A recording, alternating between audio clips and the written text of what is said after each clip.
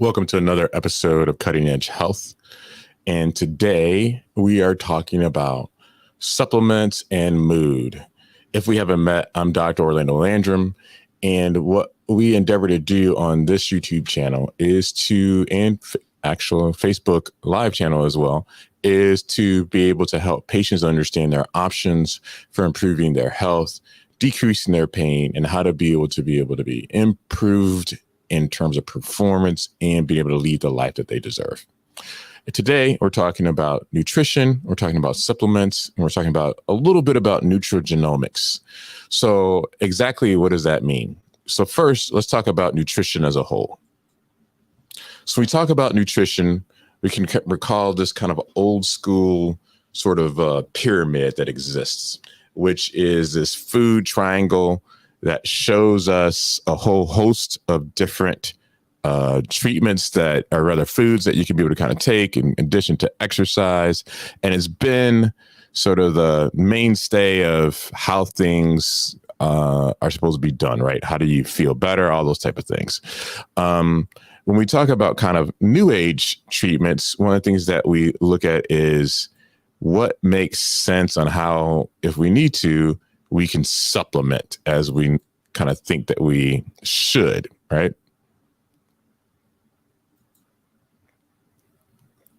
So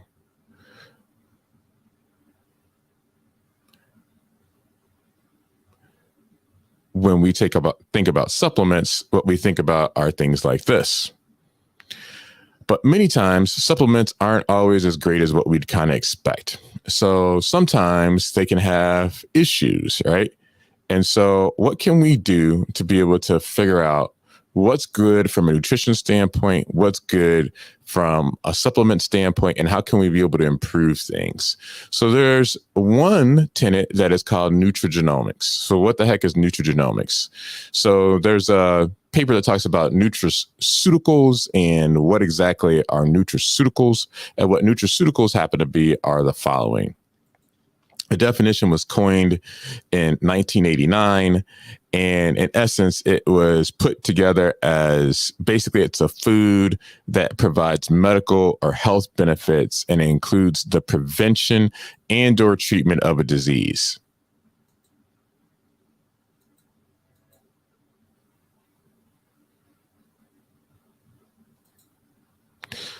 So what exactly does that kind of shake out to be? So what that shakes out to be is nutraceuticals are they slightly different from dietary supplements in that they not only supplement the diet, but they should aid in the prevention or treatment of disease.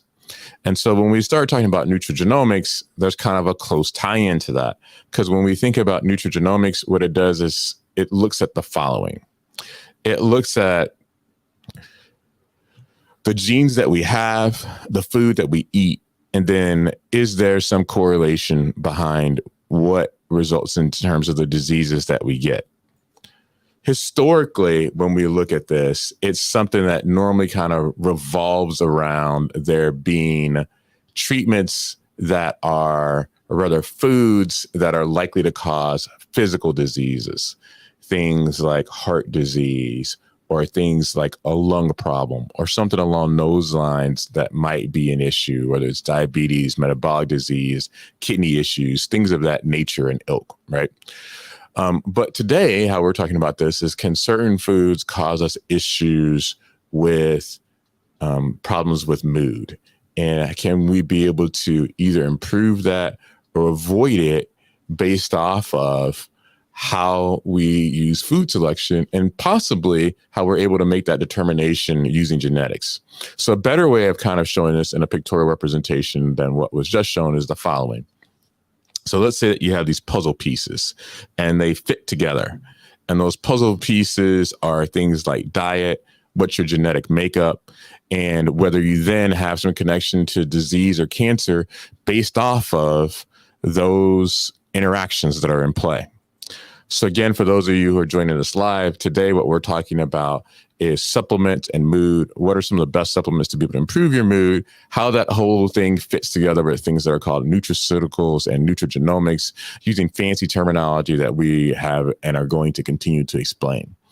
So there is a paper that was a bit of an obscure paper that kind of talked about this a little bit. But before we get into this, let's talk a little bit about mood, specifically depression. So many times when people are depressed, they have these feelings of sadness that take place. They have this loss of interest and loss of motivation. You have this inactivity and loss of energy. Then you have feelings of guilt or worthlessness, and you have sleeping issues that can kind of result, and it becomes a circular pattern that kind of goes around and round, right? And when we look at that circular pattern, what we are trying to figure out is, can maybe there be ways to intervene upon that, ways to be able to kind of break those things from happening and occurring? And so one of the things that we look at is, is there a paper that gives us ideas about how to be able to deal with that? And so, yeah, there are papers that deal with that. So these are going to be things like nutrigenetics, nutrigenomics, and precision, right? So what can we be able to do to kind of figure that out? Well, one of the things that we can be able to do to kind of get some understanding about that is the following. So when we take a look and we can be able to see this paper that was actually published within the Journal of Nutrigenomics and Precision Nutrition, right? What we were able to see is the following, is that there is kind of this connection, right? And it's this connection that looks at the following. It looks at nutrient intake. It looks at genomics, which is kind of that measure of the genes, proteomics, which looks at protein, and then metabolomics, which looks at how that affects the various aspects of the system and whether there can be disease prevention and positive health outcomes, right? So there's another way to be able to kind of evaluate that. And the other way to be able to kind of evaluate that is the following. And that is looking at personalized nutrition. Now, unfortunately, the circle on the other side, they have a misspelling, which is what is unknown. So sorry about that. But what is known? And so what is known is that component of personalized nutrition, trying to be able to look at these omics approaches and what's the future of nutrition sciences. What needs to be deciphered is additional resources and what that really means. And so what that really means is, can you be able to take the gene association to disease and clarify it definitively? Second, can you see at the bottom, kind of that 6 o'clock position or bottom portion of that circle on the right-hand side, a gene food intake and whether those interactions are connected and how it can be simulated? And then finally, are there environmental factors to be considered? And so those are things that you would think should be pretty easy. But when we really take a look at it, what we find is it's actually not that easy. That quite frankly, when we talk about nutrigenomics and how useful it could actually potentially be, there's a lot of challenges that are associated with it. And some of those challenges that are associated with it are the following in pictorial representation. So if we were to take a look, it looks a little like the following. So you can see these different layers and levels and all these different interactions of looking at not only the genotype, but what are the factors that are important from transcription, meaning the translation of this over to other molecules and DNA and RNA, the signaling, what mediates those signalings, what the proteins are that are produced, how that produces enzymes, how those enzymes have metabolites, and then that results in actual expression and how that expression, it shows up as a disease. So as you can see, there's a lot of interplay, and that interplay makes for a very complicated system to assess. And in trying to assess that system, a summary slide of that is the following. So let's say you have a food that comes in, you got to deal with all these different things. You have to deal with DNA, you have to deal with RNA, you have to deal with this health effect, and you have to deal with the metabolite. And all those things end up showing up in the following way. So it ends up making for a very difficult problem to be assessed because it's incredibly intricate. And in being incredibly intricate, it doesn't go straight from genes to disease, and how you then can either use nutrition or how you can be able to use supplements in addition to nutrition to be able to improve either a disease state that's physical or a disease state that's mental. And so some of the things that have been commented about that is the following. And so why is nutrigenomics the biggest flop in digital health, right? So if we were to take a look at that, one of the things that we see is this. So this channel is probably one of the best, not only websites, but also YouTube channel, and that is The Medical Futurist. So if we were to kind of show you how that looks, it would look in the following fashion. So if we were to take this off for just a second, that channel shows a number of different things. And so one is originally there was a thought by this entity that nutrigenomics would be phenomenal and a great thing. And they were looking at this a year or so ago, and they were thinking, well, not year ago, but back in 2018. And what they were seeing is, well, what if you could have someone who could have their full genome sequenced, and that sequencing of the genome then told you what you should eat to be healthy, what things disagreed with you, what were some of the things that would cause you problems. And so one of the things that they use is an analogy of this person whose parents had done this whole genome, and then once they'd become 18, they gave over all the data to that person. And when she went online to buy Peruvian coffee beans, she got a notification on her smartphone saying her body couldn't process caffeine effectively and she should reconsider. And she says, oh, I don't think that that's necessarily the case. And so she tried it, and she found out that this dietary assistant on her smartphone said yes or no. And it was really this really intricate way of being able to figure out, what do you take from a diet in order to be able to improve things? And so there's a number of different pieces that are in play, and there's a couple different companies that are out there at that time and still currently, which I won't mention or go into detail for concerns about having challenges with how they perceive this evaluation and assessment. But at the end of the day, what we find is that many of those companies really haven't been able to bring to fruition ways to be able to personalize the diet for the best health outcomes that could possibly be. So one of the things that has been mentioned is after that initial eval is to say, okay, well, how have we kind of fallen short? Well, how nutrigenomics have kind of fallen short is based off of a few different principles. One, it's extremely challenging to be able to learn nutritional guiding principles from genetic tests, to go across those different things that I just showed you before, from genes to then be able to look at proteins, to then be able to look at the metabolites, and then be able to equate how it affects disease, specifically how it affects mood, is really difficult to do. So to be able to then give somebody information about that makes for a heck of a challenge. So for instance, you can be able to pick out like food test, allergy test, right? But to be able to look at how that is going to influence the microbiome and how it's going to affect genes in a generalized way is really quite tough and intricate. Second is pricing. And the reason why pricing can be very tricky, and by the way, let me just be clear, these aren't my statements. These are the statements from the Medical Futurist, which does a really good job of explaining this and analyzing it. And in their explanation, one of the things that he's able to kind of put forth is that pricing will be difficult. And the reason why pricing will be difficult is it requires a lot to get that kind of information and that level of detailed of genes to nutrition. But at the same time, most patients and people in general aren't going to necessarily pay for it, because the gene piece of how to be able to improve your overall health is based off of you then changing your habit.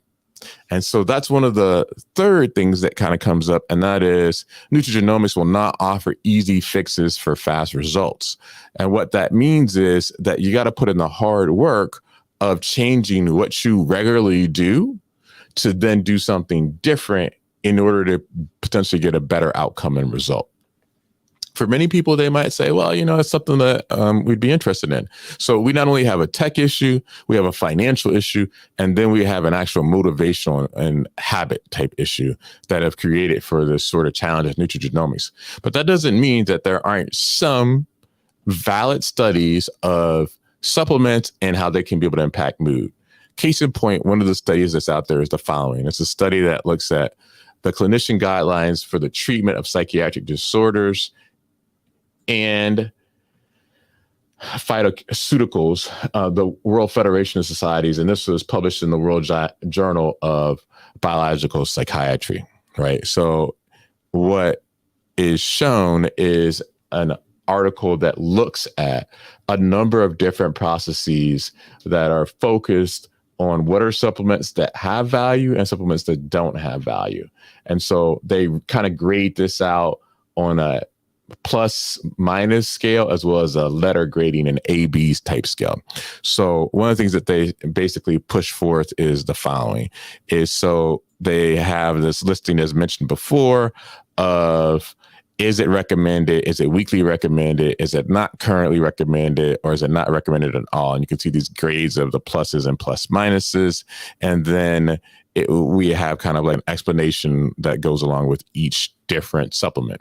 So we're going to go supplement by supplement according to this paper. So that way you can have something to take away from this talk to say, okay, so what are some of the supplements that might be useful? So let's start off initially with magnesium. And magnesium can be dosed a lot of different ways and a lot of different methods, but traditionally it's somewhere between 100 milligrams to 400 milligrams. It can be useful for a lot of different things, but in the context of mood and for major depressive disorder, what it's listed as just not recommended, right? And the degree of evidence is a grade A, meaning there's been some other studies that have really kind of looked at this with some degree of rigor. So magnesium is not going to be a potential treatment option. And it has a number of things that are associated with it that can cause some challenges, including gastrointestinal upset. All right, so scrolling through, we take a look, zinc. So zinc does potentially improve mood, and it's normally dosed at 25 milligrams per day. We can see that the evidence is a grade A. The strength of recommendation is a +2. So it is something that could be able to provide benefit. Vitamin C. So vitamin C is a plus minus. It's not currently recommended. It may help a little bit, but it may not help a lot. If you are not privy, vitamin C has been a major thing among many IV clinics right now that have utilized it for a whole host of different things, including trying to be able to improve mood. But from this particular study, what we can see is that doses of 1 gram per day isn't necessarily something that's going to improve your mood by 100%. We can see that it might, but it might not. All right. So then we have folate. And folate, we have a number of different things that are there, but at the end of the day, you can see folic acid is not recommended. You can see that as a negative at the bottom there. Could it potentially be methylfolate? Could be recommended? Maybe, but folic acid itself is not. So then we have probiotics, kind of that gut health. And what we see is that there's a grade A. As an adjunct, it's pretty well recommended, meaning so you're using this in an assistance of something else to try to be able to improve mood.